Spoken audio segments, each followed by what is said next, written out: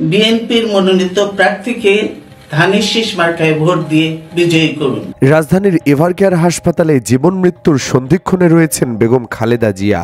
খালেদার এই কঠিন সময়ে যিনি পাশে রয়েছেন তিনি প্রয়াত আরাফাত রহমান কোকুর স্ত্রী সৈয়দা শর্মিলা রহমান সিথি। কখনো চুপচাপ বসে থাকা, কখনো নির্ঘুম রাত জেগে থাকা, আবার কখনো ডাক্তারদের প্রতিটি কথা গভীর মনোযোগ দিয়ে শোনা।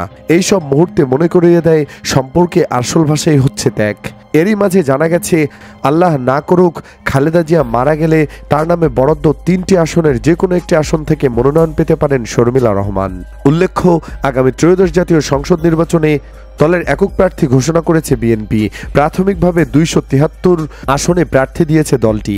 এতে বগুড়া 7, ফেনী 1 এবং দিনাজপুর 3 আসন থেকে খালেদা জিয়াকে প্রার্থী হিসেবে ঘোষণা করা হয়েছে। অনেকেই মনে করছেন খালেদা জিয়া মারা গেলে 3টি আসনের যে কোনো একটিতে, বিশেষ করে ফেনী থেকে প্রার্থী হতে পারেন শর্মিলা রহমান সিথি বলে জানা গেছে। বলে রাখা ভালো, ধীরে ধীরে সেরে উঠছেন বিএনপি চেয়ারপারসন ও সাবেক প্রধানমন্ত্রী বেগম খালেদা জিয়া। পুত্রবধূ সিথি যেন জিয়া পরিবারের সে মূল্যবোধ আর মানসিক শক্তিকে নীরবে ধারণ করে আছেন।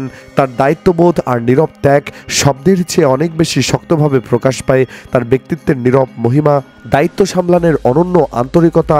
এসব আমাদেরকে অনেক কিছুই শেখায়। হয়তো সবাই প্রকাশ করে না, কিন্তু তার অবদান, তার স্থিরতা, তার অবিচল পাশে থাকা, গভীরভাবে শ্রদ্ধা জাগানোর মতো। জিয়া পরিবারের প্রতিটি সদস্যই আজ গভীর উদ্বেগ আর উৎকণ্ঠার মধ্য দিয়ে প্রতিটি মুহূর্ত পার করছে। কিন্তু শর্মিলা রহমানের উৎকণ্ঠাটা যেন একটু বেশি, কারণ বেগম জিয়াকে তিনি আপন মায়ের চেয়েও কোনো অংশে কম মানেন না। বলে রাখা ভালো, শর্মিলা রহমান সিথি সাবেক প্রধানমন্ত্রী বেগম খালেদা জিয়ার পুত্রবধূ, ছোট ছেলে প্রয়াত আরাফাত রহমান কোকুর স্ত্রী। সুসময় দুঃসময়ে আছেন শাশুড়ির পাশে।